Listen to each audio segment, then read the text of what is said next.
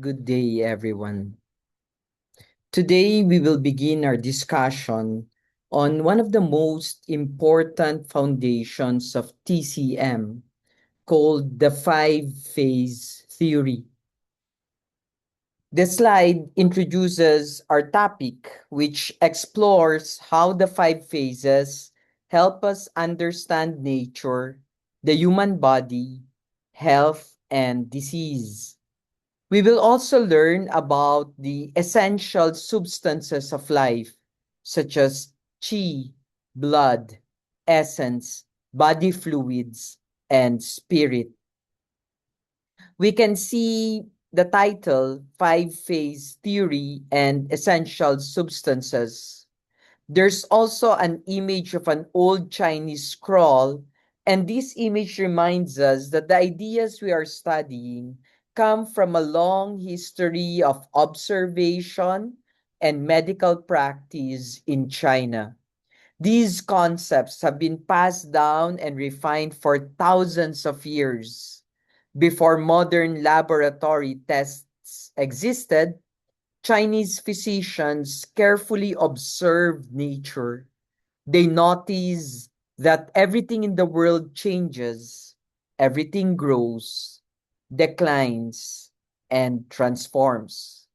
They use these observations to create systems that explain how the body functions and why illness develops. One of these systems is the five phase theory. A simple everyday example is the changing of the seasons. Spring becomes summer, summer becomes autumn, and autumn becomes winter. And then the cycle begins again.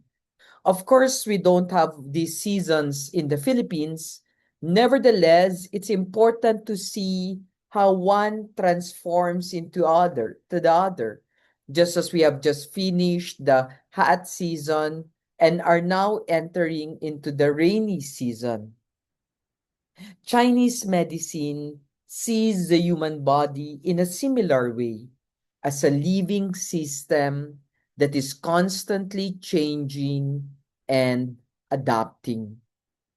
As future practitioners of Chinese medicine, understanding the five phase theory helps us connect symptoms, emotions, organs, and treatment strategies into one complete picture. In the next slide, we will see a basic but important question. What are the five phases? And that's what let's look at right now. What are the five phases that we are talking about?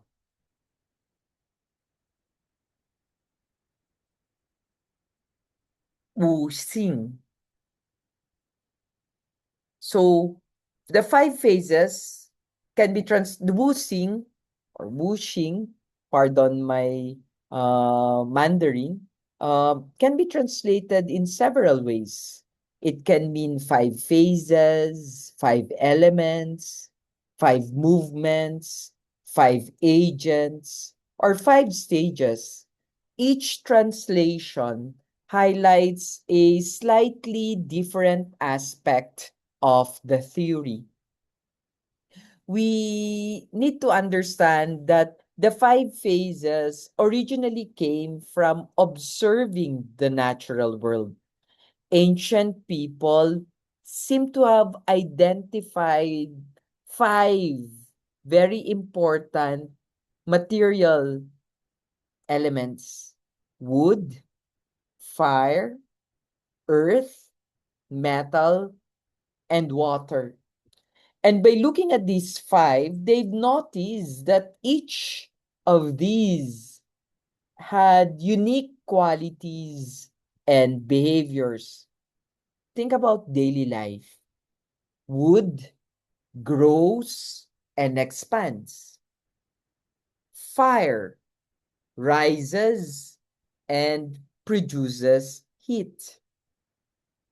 Earth nourishes plants and provides stability. Metal can be shaped and refined. Water flows downward and adapts to any container. These simple observations became symbols for understanding larger patterns in nature and in the body. So, the five phases does not only apply to Chinese medicine. It is actually found throughout Chinese culture, including feng shui. So this shows that the theory is not just used in medicine, but also in understanding relationships, environments, and the natural world.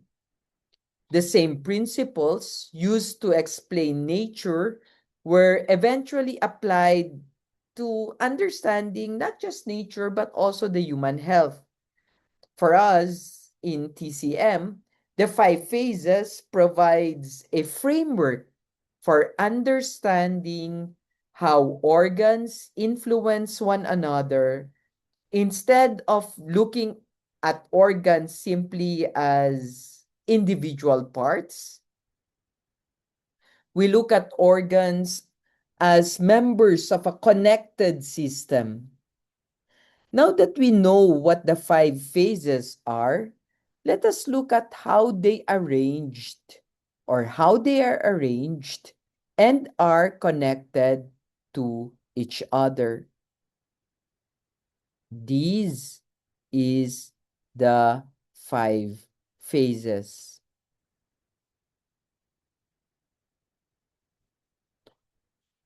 So the five phases are normally arranged in a circle: wood, fire, earth, metal, and water. The circular arrangement is very important because it shows that the phases are connected and continuously interacting with one another. When we see a circle, we immediately think of movement and continuity.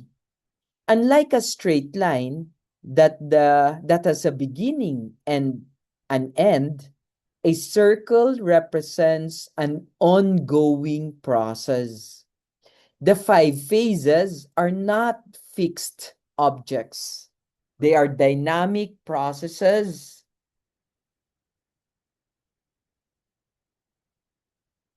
They are dynamic processes um, that we have to take into consideration.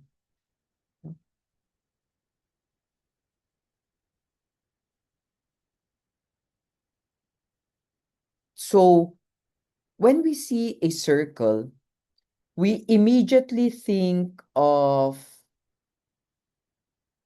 movement and continuity. A simple example is the cycle of nature. A seed grows into a tree. Wood can fuel fire. Fire leaves ash that becomes part of the earth. Earth produces minerals and metal. Metal can collect water, and water nourishes plants that become wood again.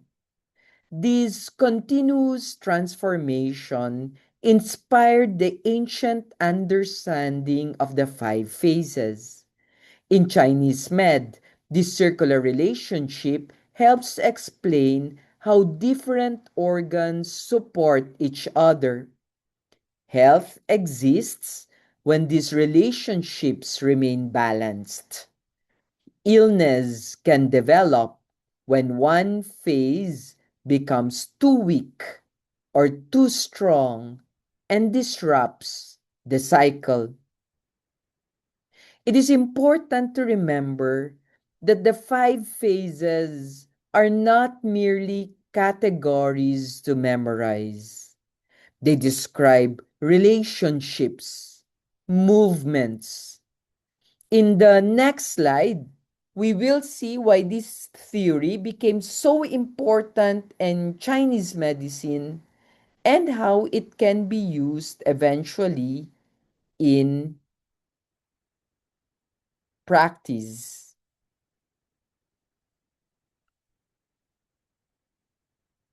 The importance of the five phase theory in Chinese medicine is something we cannot simply downplay. It highlights three major applications. One, understanding functional relationships. Two, classifying phenomena.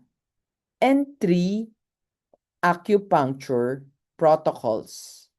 Let's look at them one by one. Let's begin first with functional relationships. The five-phase theory helps us understand functional relationships among the organs. When one organ becomes weak or excessive, it can affect other organs. And this allows practitioners to predict patterns of disease. Instead of treating only a symptom, we look for the underlying imbalance within the whole system because they're related. Second, it's a classificatory system. Many things in life can be grouped according to the five phases, including color, taste, emotion, season, sounds, and directions. For example, spring is associated with wood, summer with fire, winter with water. This creates a useful map for understanding connections in the body and in the environment. And also, we can use these as an acupuncture protocol. Specific acupuncture points are selected according to five phase relationships.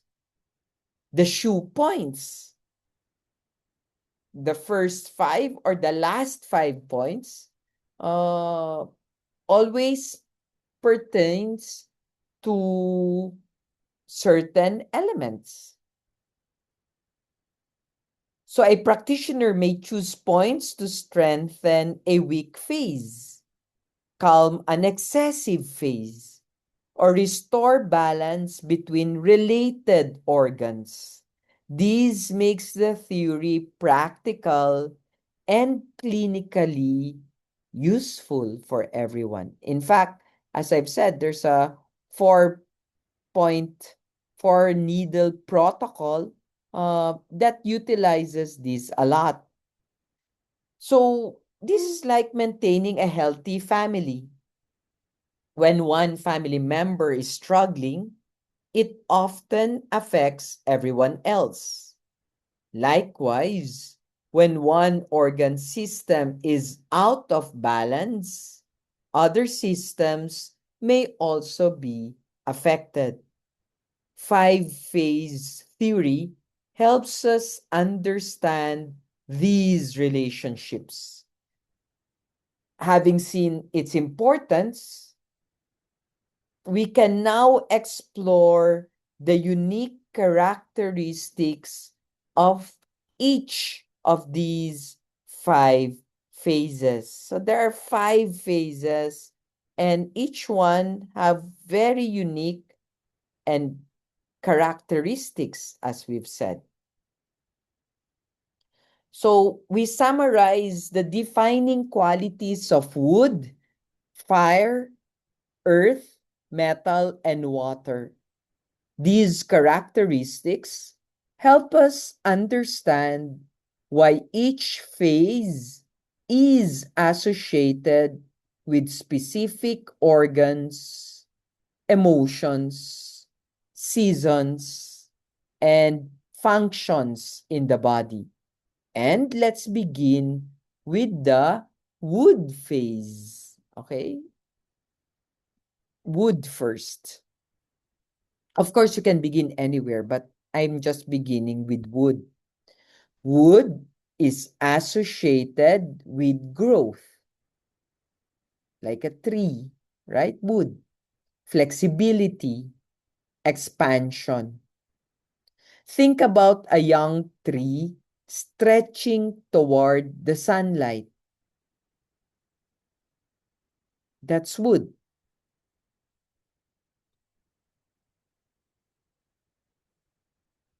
Close to wood is fire. Fire is associated with warmth, activity, and upward movement. We can compare these to a flame, and a flame naturally rises and gives off heat. Next is earth. Earth represents nourishment, stability, and balance. It's like fertile soil that supports life. Fertile soil that supports life. The fourth element is metal. Metal is associated with structure, refinement, and organization. A metal tool can be shaped and used for a specific purpose. Next element is water. Water is associated with cooling, moistening, storage, adaptability.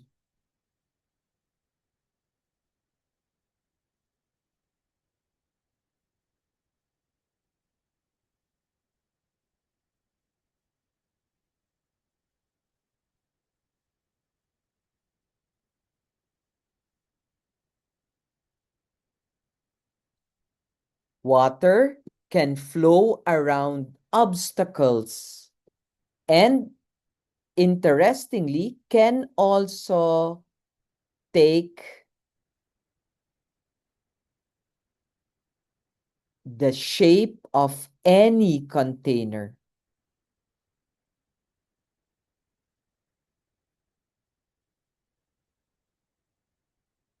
In Chinese medicine, these qualities help us understand different organ functions. For example, liver is linked with wood because the liver promotes smooth movement and growth. The heart is linked with fire because it provides warmth and vitality. The spleen is linked with earth because it transforms food into nourishment. The lungs are linked with metal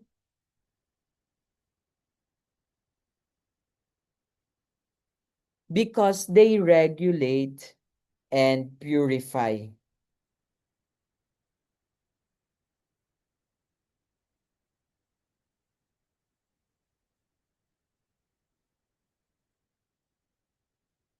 The kidneys are linked with water because they store essential resources and regulate fluids. These characteristics form the foundation for understanding the organ systems in five-phase theory. So, what we're going to do next is to examine each phase individually, beginning with the wood and its relationship with the liver. So wood and the liver phase. They are the ones that goes together. So let us now explore, or let us now begin our exploration of each of the five phases by looking at wood, which is often associated with the liver. We see the wood is characterized by growth, expansion, flexibility, and unfolding. Think of a young bamboo shoot. It pushes through the soil, grows upward, and bends with the wind without breaking. This imagery captures the essential nature of wood in Chinese medicine. The organ associated with the wood is, of course, the liver, as you can see in this slide. No? The liver is the one that we associate wood with because of its most important function of ensuring the smooth flow of qi throughout the body. Imagine traffic in a city. When traffic flows smoothly, people arrive at work on time, deliveries are made, and everything functions efficiently.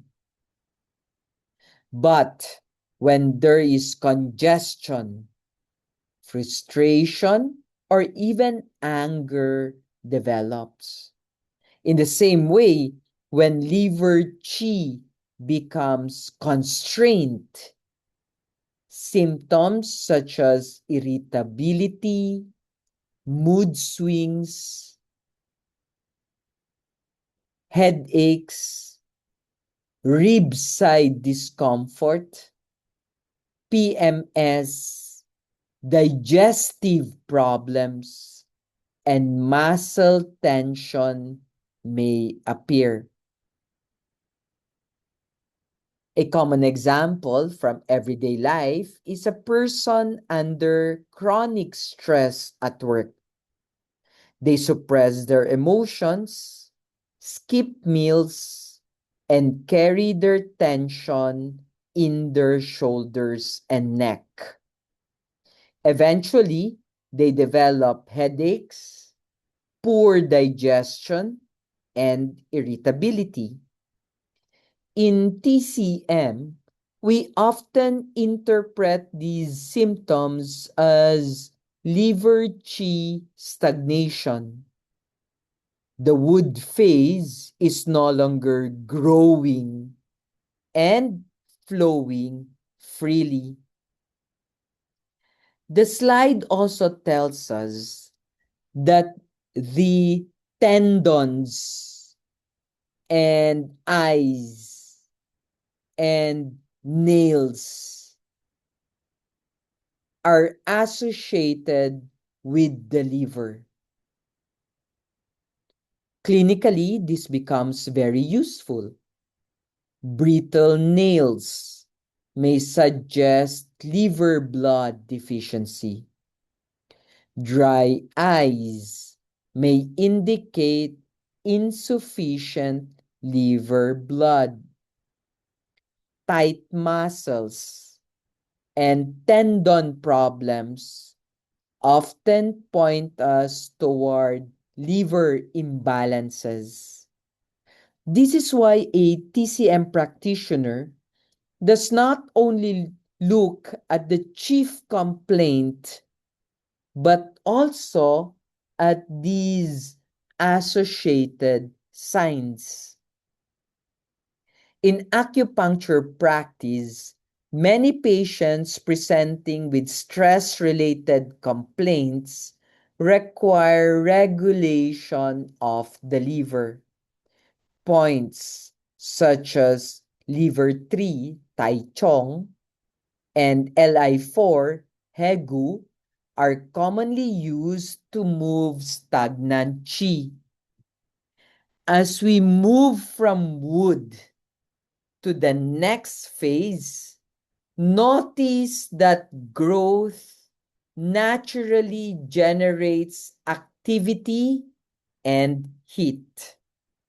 This brings us to the fire phase, which has something to do with the heart. So wood is for the liver phase.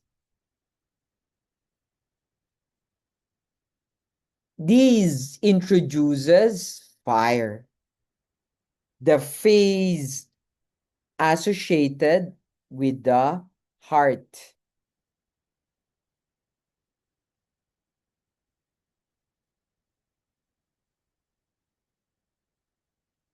Fire represents warmth, excitement, activity, and upward movement. Among the five phases, fire is considered the most young because it is dynamic, energetic, and expressive. Think about a bonfire during a cold evening. The fire gives warmth, light, and even life to the people gathered around it. In a similar way, the heart in Chinese medicine provides warmth and vitality throughout the body. The heart governs blood and houses the shen, or the spirit. Therefore, fire is not only about physical warmth, but also about emotional and mental vitality. An example is the excitement people feel during a celebration. Their faces become flushed, their voices become louder, and their emotions become more expressive. These are fire qualities. However, too much excitement can become excessive. We all know someone who becomes so excited or overstimulated that they cannot sleep. In TCM, this may be understood as excessive heart fire disturbing the Shen. just as we spoke of how the liver is related to the tendons, eyes, and nails, the slide also notes that fire is associated with the tongue and with blood vessels. Clinically, a red tongue tip may suggest heart fire, such so that a patient suffering from insomnia, anxiety, palpitations, mouth ulcers, and a red tongue may be exhibiting signs of excessive heart heat. Conversely, a person with poor circulation, cold hands, fatigue, and a pale complexion may require warming and tonifying treatment. In clinical practice, balancing fire often involves either supporting heart yang when it is weak or clearing heart fire when it is excessive. The goal is always balance. Fire gives life, but uncontrolled fire causes destruction. After examining fire, we now move to the phase that nourishes and support all others. And what nourishes and support all others? The spleen or and the stomach phase.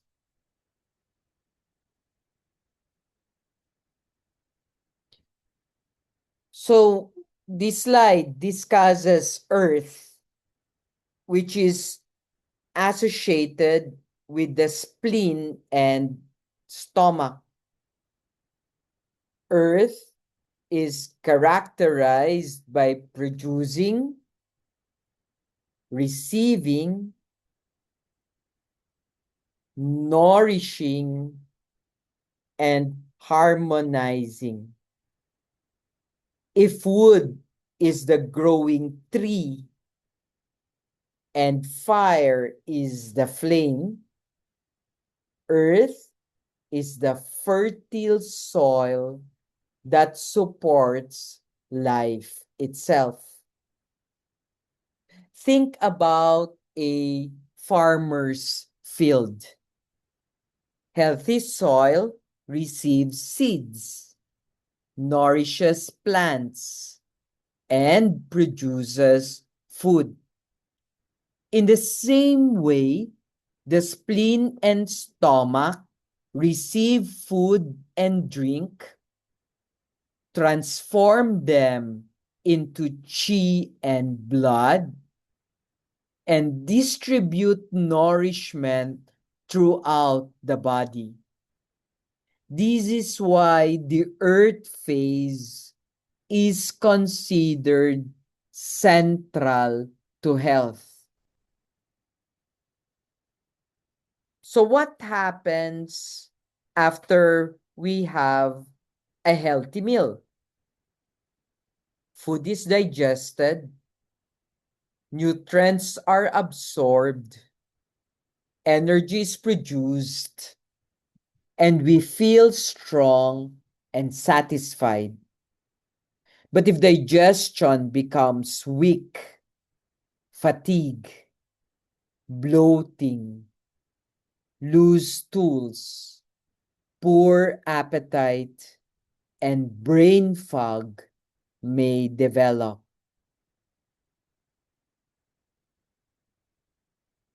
Weak digestion, fatigue, bloating, low stools, poor appetite, and brain fog all indicates or often indicates spleen qi deficiency. We also note that the earth is associated with the muscles and mouth. Clinically, weak muscles, poor muscle tone, and chronic fatigue often point toward spleen deficiency. Likewise, abnormalities in taste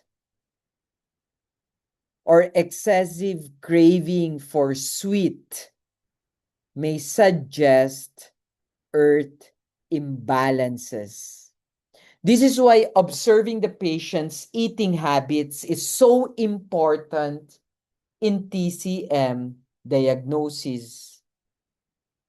In practice, many modern patients present with earth phase disorders because of irregular eating schedules, excessive cold drinks, processed foods, stress, and overthinking.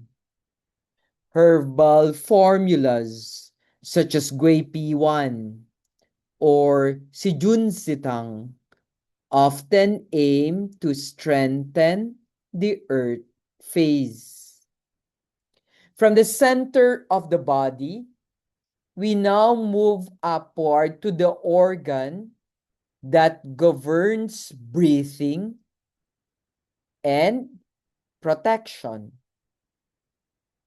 Of course, if we're talking about breathing and protection, or the organ responsible for breathing and protection, we're talking about the lung. Metal is characterized by purification, refinement, organization, and descent. If earth is the fertile soil, metal is the tool that shapes and organizes. The lungs' natural movement is always downward and outward. It disperses defensive chi to the body's surface and descends chi into the lower part of the body. Thus, if the earth phase is transport and transform, the metal phase is dispersed and descends. Imagine a sprinkler system distributing water evenly across a garden. Sprinkler. When the system functions properly, every area receives nourishment. The lung performs a similar role in distributing qi and fluids. Let's look at a common cough. When lung qi fails to descend properly, it rebels upward, producing cough, wheezing, or shortness of breath. This is one of the most practical applications of five-phase theory in clinical practice. We are not merely treating the cough, we are restoring the lungs' proper direction and movement.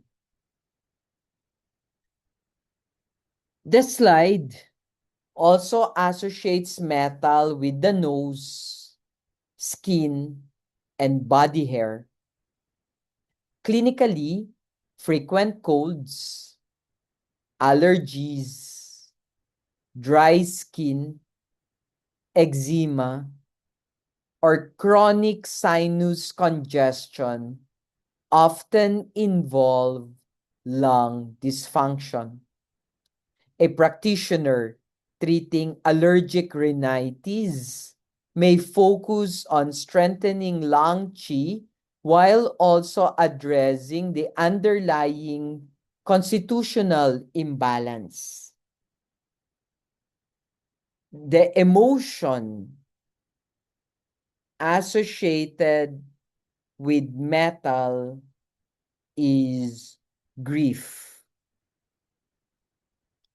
We often observe that prolonged sadness affects breathing.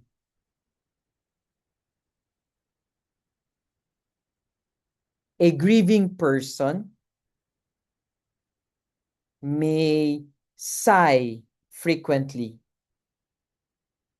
feel chest tightness, or even experience low energy. These demonstrates the close relationship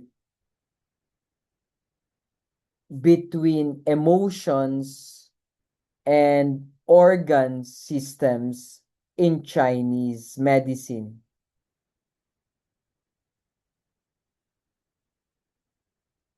After metal, we now move to the deepest and most foundational phase of all, the kidney phase, or the water phase, if you will. Of course, even if you can see the organs there, we need to look at it also from the holistic perspective that we're not simply talking about the organ per se, but more. So we introduce water, which is associated with the kidneys. Water is characterized by storage, moistening, cooling, and descending. The kidney is considered the root of life because it stores essence, governs growth, and regulates water metabolism. So think of a reservoir that stores water for an entire city. During times of drought, the reservoir provides the resources needed for survival. Similarly, the kidneys store jing or essence, which supports growth, reproduction, aging, and vitality throughout life. This is what happens when people push themselves beyond their limits for many years. Chronic overwork, insufficient sleep, excessive stress, and aging gradually deplete kidney resources. Symptoms such as lower back pain, weak knees, hearing problems, premature aging, chronic fatigue, infertility, and memory decline may appear. In TCM, these often point toward kidney deficiency.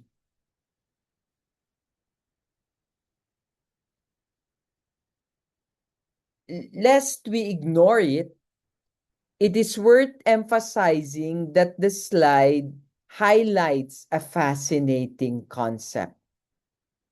The kidneys contain both water and a special form of fire called the ministerial fire. This means that the kidney must simultaneously cool and warm the body. If kidney water becomes deficient, excessive heat may arise, leading to night sweats, hot flashes, and restlessness. If kidney yang becomes deficient, symptoms such as cold limbs, edema, diarrhea, and frequent urination may develop. In clinical practice, kidney patterns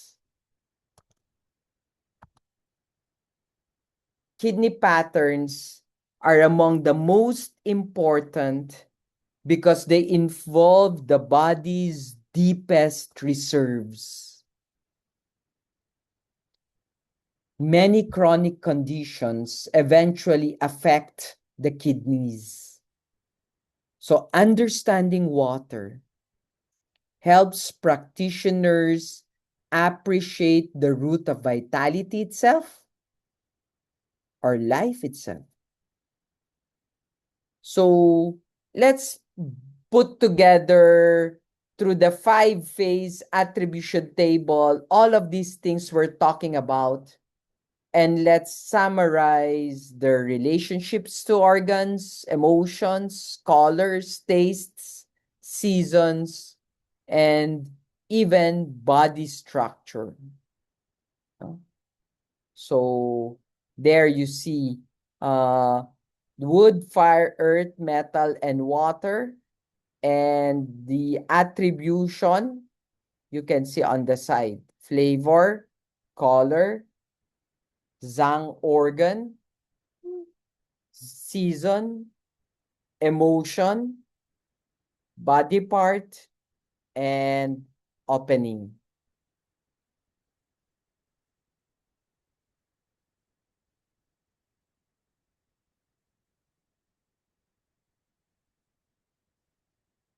So let's look at this one.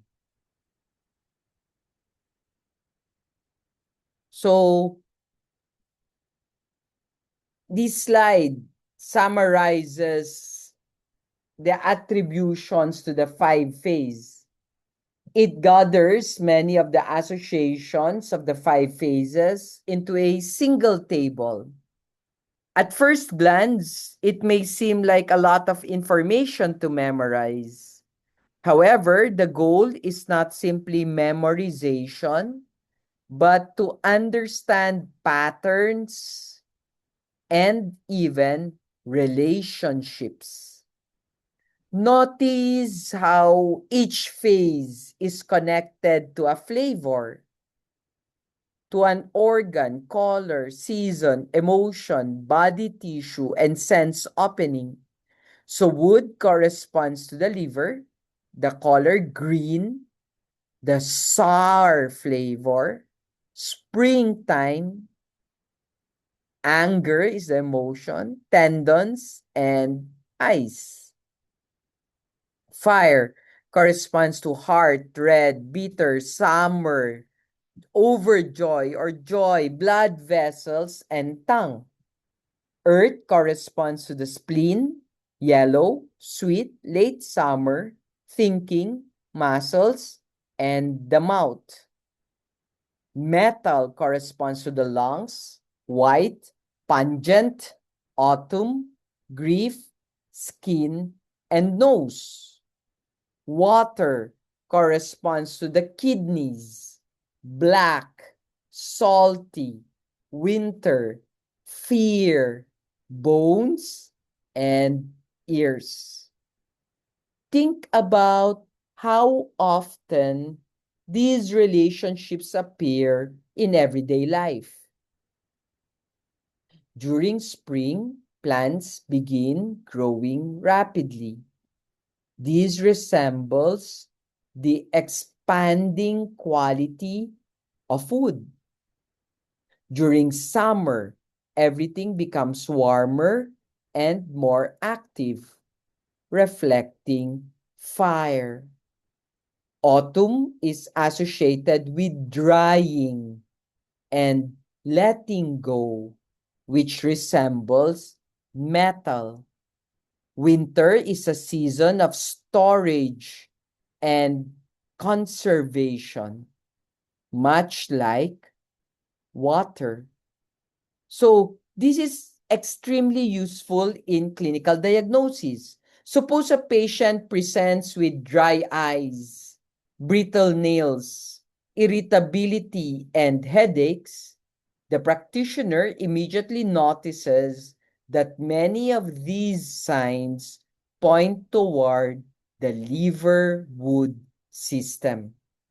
Or imagine a patient with chronic sadness, recurring respiratory infections, and dry skin. These symptoms may suggest an imbalance involving the lung system. As TCM practitioners, we constantly use these associations to connect seemingly unrelated symptoms. The table becomes a map that helps us see the body as an integrated whole rather than a collection of isolated parts. Having established the major correspondences, we now move to understanding how these phases interact dynamically with each other. So therefore, there are three movements of the interaction that you have to pay attention to. So up to this point, we have looked at the 5 phases only as categories. We now shift our attention from classification to movement. Let's explain that the phases continuously interact through 3 major patterns, and they're very important patterns. One is the generation pattern. 2 is the restraint pattern. And 3 is the cosmological pattern. But as is, we will begin first with the generation cycle. Oh, sorry. Let's look at it first as a whole.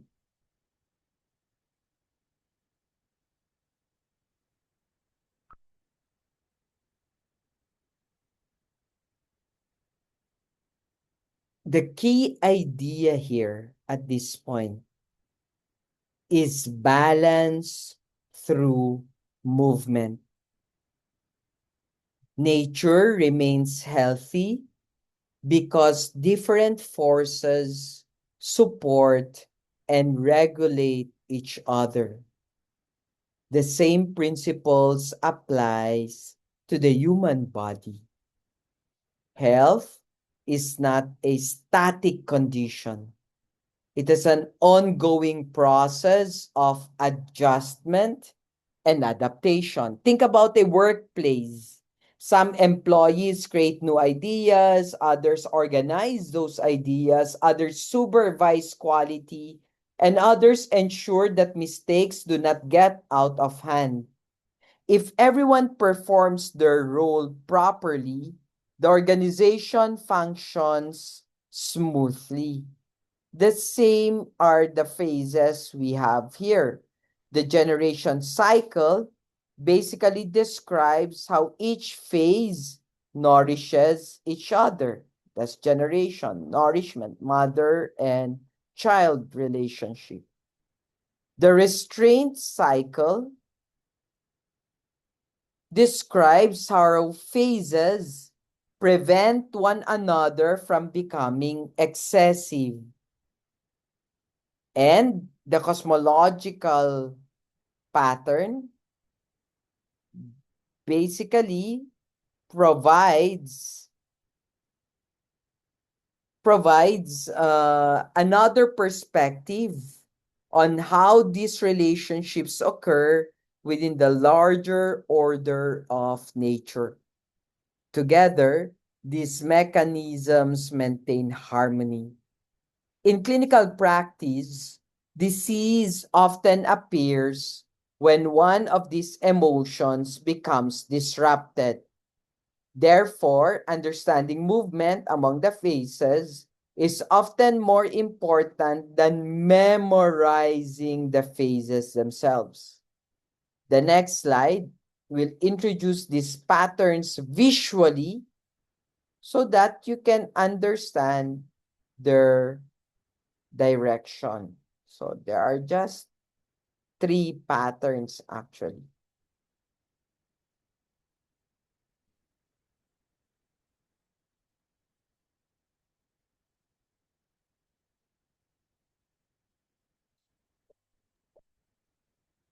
So the three diagrams illustrate the three patterns of movement: generation movement, restraint, and cosmological movement.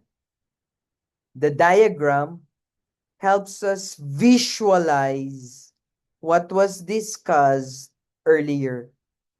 The first pattern is the generation cycle, which resembles a circle.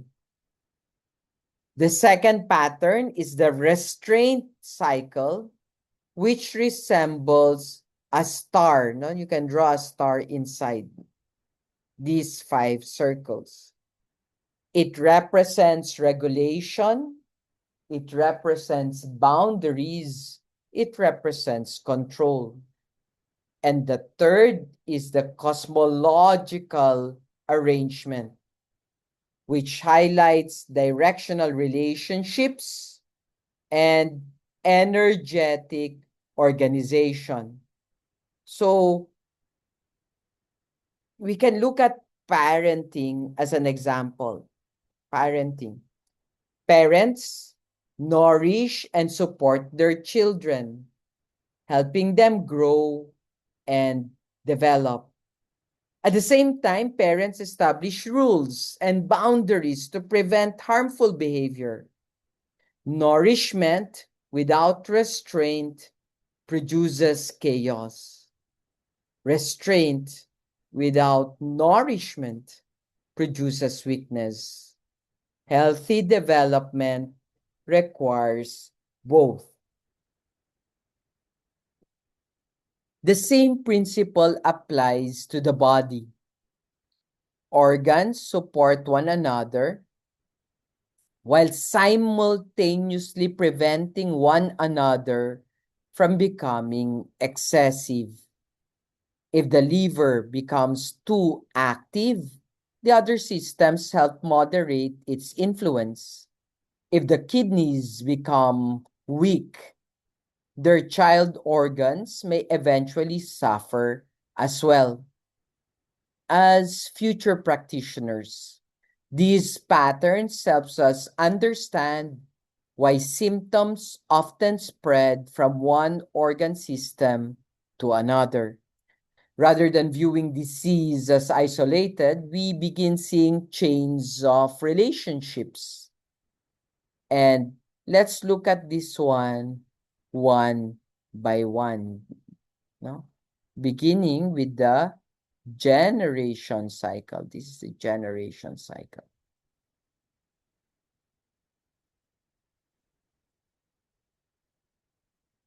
This is the generation cycle or the Sheng cycle. The cycle proceeds as follows. Wood generates fire. Fire generates earth. Earth generates metal. Metal generates water, and water generates wood. This cycle continues endlessly in a clockwise dimension. The sequence becomes easier to understand when we imagine or use images from nature.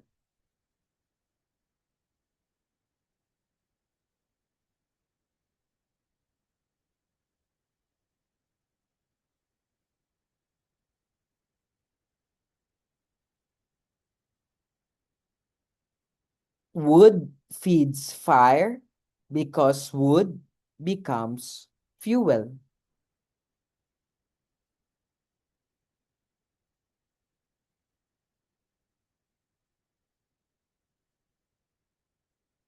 Fire creates earth because ashes return to the soil.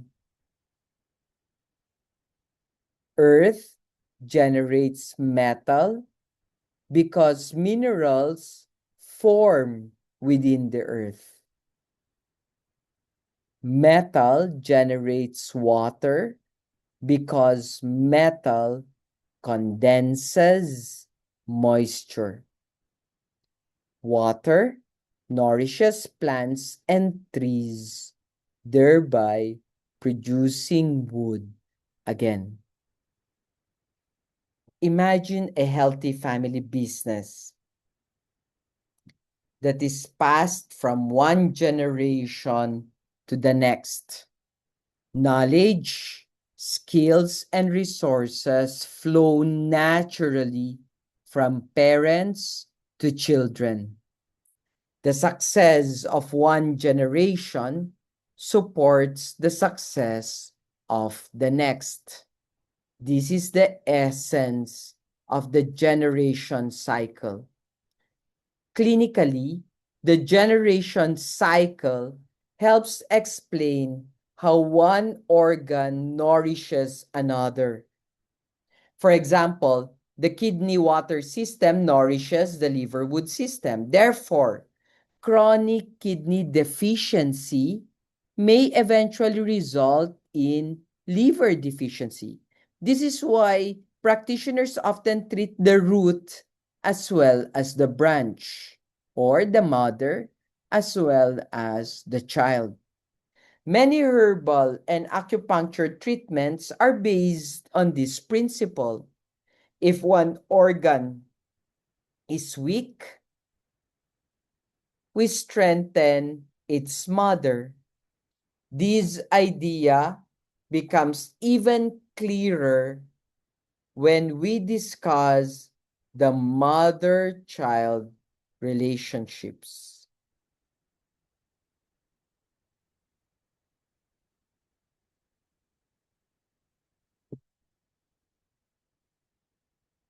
So this slide develops the generation cycle further by introducing the mother-child relationship. In five-phase theory, the phase that generates another is called the mother, while the generated phase is called the child. Earth, for example, is the mother of metal because earth generates metal. One of the most important clinical idea is that a weak mother often produces a weak child. Think about a fruit tree. If the soil is poor and lacks nutrients, the fruit produced by the tree will also be weak. Likewise, if the mother organ lacks sufficient chi, blood, or essence, the child organ may eventually become deficient. But the opposite can also occur.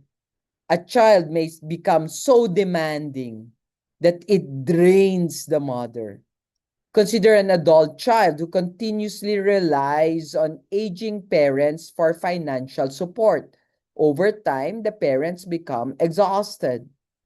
In TCM, this is called the child stealing the mother's chi.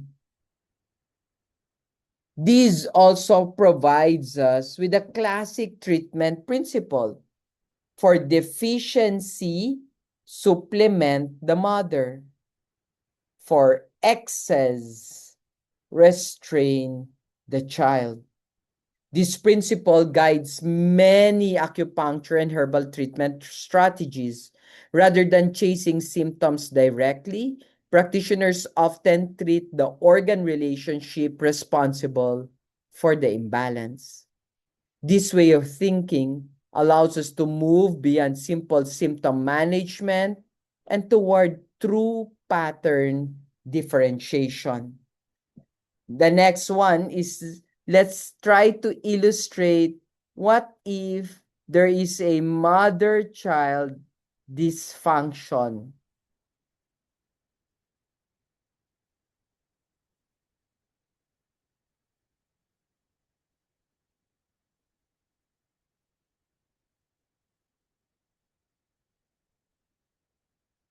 So there are two diagrams showing common pathological disruptions of the generation cycle.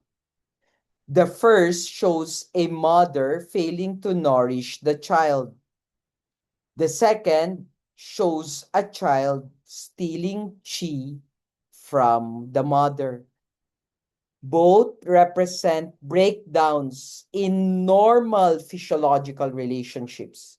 Let's begin with the first situation. Imagine a mother trying to provide for her family while she herself is severely malnourished. No matter how much she wants to support her child, she lacks the resources to do so. In TCM, a deficient mother phase cannot adequately nourish its child phase. The second situation involves an overactive child drawing excessive resources from the mother. Think about a household where one member consumes all the available resources while contributing very little. Eventually, the provider becomes exhausted. These mirrors, as you can see, uh, these mirrors the pathological process of the child stealing the mother's chi. Clinically, these concepts help explain why some chronic illnesses seem to spread throughout the body.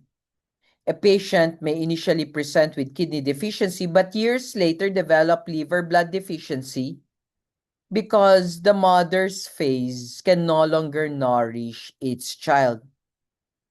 Similarly, excessive heart fire may gradually consume resources from the liver system. The lesson is clear. Symptoms rarely exist in isolation. We must always ask where the imbalance originated and how it affects the larger network of relationships. In the next phase, we consider the second major regulatory mechanism of the five-phase theory, the restraint cycle, which prevents any phase from becoming excessively dominant.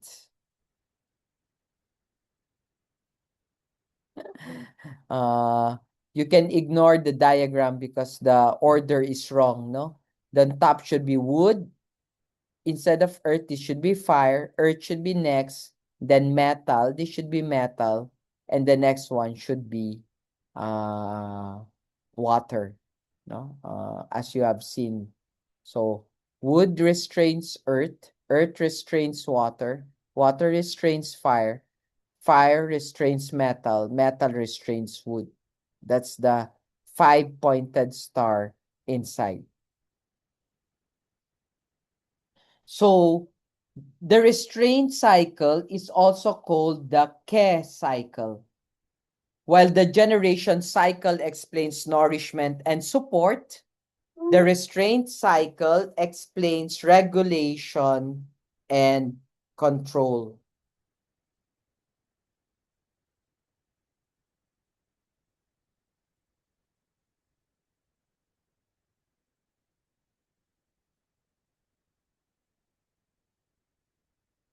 The slide shows the sequence. Wood restrains earth. Earth restrains water. Water restrains fire. Fire restrains metal. Metal restrains wood. So think about society. Every healthy society requires laws and regulations. Without them, people could do whatever they want and chaos would follow. The restraint cycle functions in a similar way. It prevents any phase from becoming excessively strong and overwhelming the others. The bicycle wheel analogy is very helpful. The generation cycle is like the tire that keeps the everything moving, but the restraint cycle is like the spokes that maintain shape and stability. While without the spokes, the wheel collapses. Without restraint, physiological balance collapses. Consider a patient with excessive liver qi. Without the restraining influence of metal, the liver could become increasingly dominant, producing headaches, irritability, hypertension, and digestive disturbances. The restraint cycle helps us understand why health requires both support and limitation. As future practitioners, we should remember that life depends on balanced restraint. The next slides will show what happens when restraint functions normally and what happens if restraints breaks down.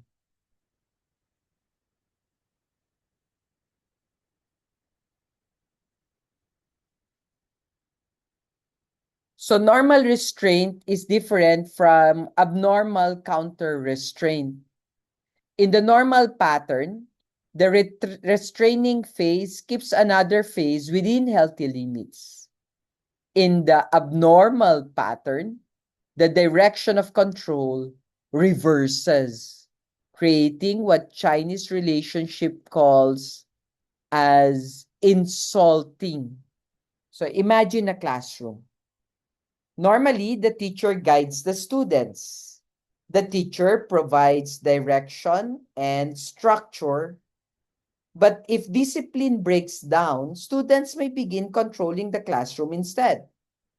The normal hierarchy is reversed. This is similar to counter restraint. The five phases normally interact in predictable ways. However, when a phase becomes excessively strong or another becomes excessively weak, the normal order can collapse. The restrained phase begins resisting or attacking the phase that should control it. Clinically, these patterns help explain complicated presentations that do not fit simple textbook descriptions. A patient may show symptoms involving several organ systems because the normal regulatory relationships have broken down. This slide reminds us that disease is often dynamic. The body is constantly trying to maintain balance, but under certain circumstances, those balancing mechanisms fail. Let's explain these pathological processes in greater detail. And there are two: over-restraint and counter-restraint.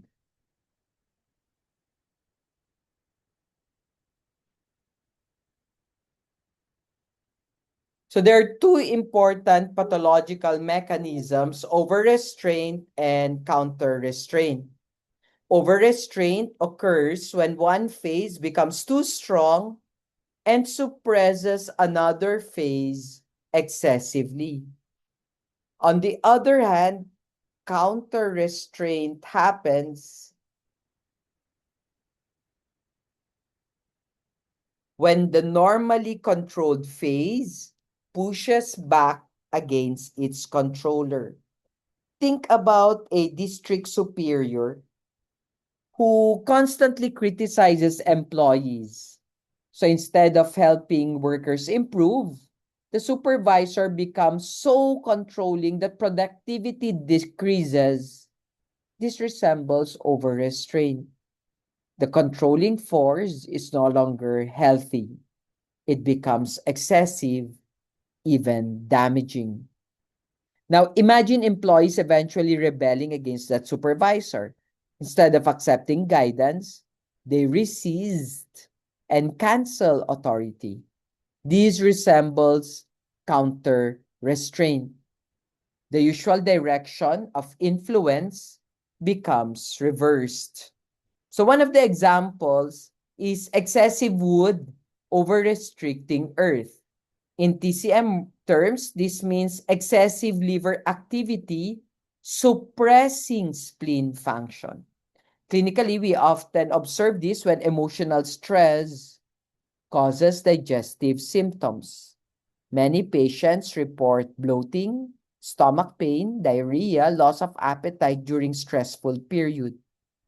This slide also warns practitioners against forcing every case into a five-phase theory.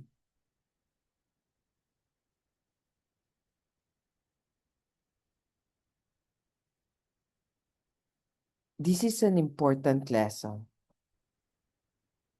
Five-phase theory is a tool for understanding patients, not a rigid formula.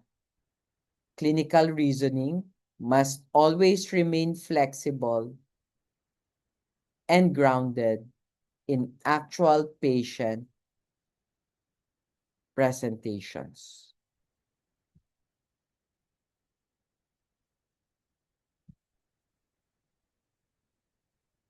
Let's look at the example of wood overacting, restraining, or overacting on earth. This is one of the most common clinical examples of over-restraint. Wood overacting on earth. Here, excessive liver activity overwhelms the spleen and stomach system. So most people have experienced this pattern without realizing it.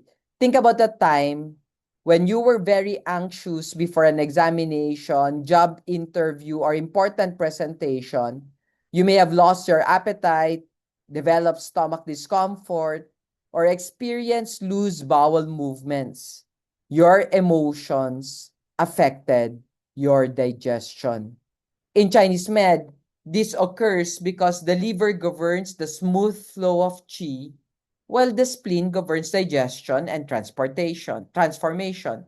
So when liver qi becomes constrained or excessive, it interferes with the spleen's ability to function properly. The result, digestive disturbance. This pattern appears frequently in modern clinical practice. Patients working in highly stressful job often present with bloating, acid reflux, abdominal discomfort, alternating constipation and diarrhea, and irritability. Many of these involve some degree of liver overacting on the spleen. Treatment often focuses on both moving liver qi and strengthening spleen qi. Acupuncture points such as liver 3, Tai Chong, stomach 36, spleen 6,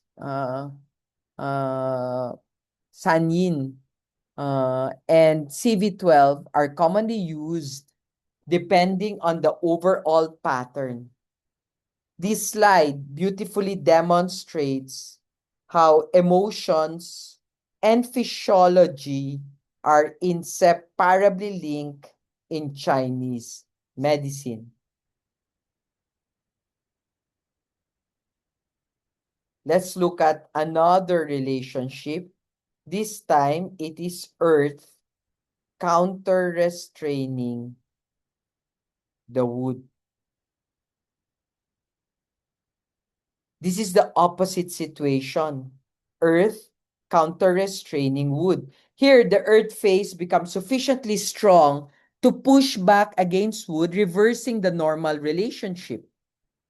Imagine young employee who eventually becomes so influential that they begin directing their former supervisor. The normal hierarchy has been reversed. Something similar occurs in this pathological five-phase relationship.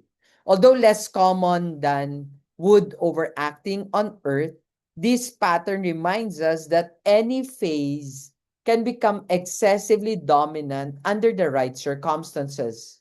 Disease is always predictable.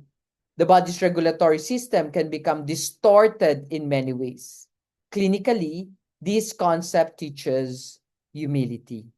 We cannot assume that symptoms always follow simple textbook relationships. A patient may present with signs that appear contradictory until we understand the deeper pattern of interaction among the phases. The key lesson is that five-phase theory is a living system of relationships. Every phase can support, restrain, overact, or counteract another depending on the circumstances. Under- and understanding these possibilities allows practitioners to recognize things more accurately.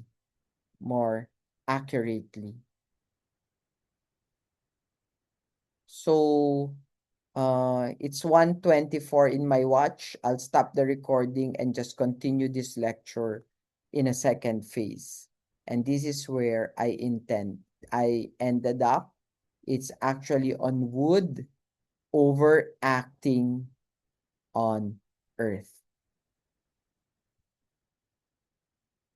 Thank you very much for listening, everyone. And please wait for the second part of this recording.